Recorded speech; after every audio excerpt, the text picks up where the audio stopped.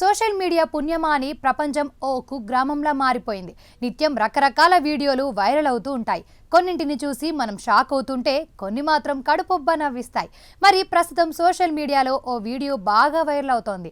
నెటిజన్లు దాన్ని చూసి ఆశ్చర్యపోవడంతో పాటు పడి పడి నవ్వుతున్నారు. ఆ వీడియోపై నెటిజన్లు రకరకాలుగా స్పందిస్తున్నారు.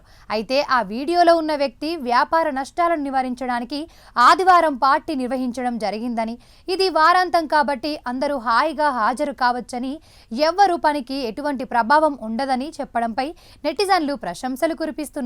మంచి ప్లానింగ్ తోనే పార్టీ పెట్టారని కొందరు కామెంట్స్ చేస్తున్నారు. ఈ ప్రకటన మాత్రం సోషల్ మీడియాలో వైరల్ అయింది. కొందరు దీనిని భారతీయ సమాజ వాస్తవికతతో అనుసంధానిస్తుండగా మరికొందరు దీనిని జోక్గా తీసుకుంటున్నారు. కనీసం తండ్రి తన బిడ్డ చదువులతో సంతోషంగా ఉన్నాడని చాలా మంది కామెంట్స్ పెడుతున్నారు. కొంతమంది నెటిజన్స్, నేను 10వ తరగతిలో అగ్రస్థానంలో నిలిచాను, కానీ మా తండ్రి స్వీట్లు కూడా ఇవ్వలేదని, మరికొందరు ఇది కుటుంబానికి ఇంత ముఖ్యమైన విజయమైతే దానిలో తప్పేమీ లేదని రకరకాలుగా స్పందిస్తూ కామెంట్స్ పెడుతున్నారు.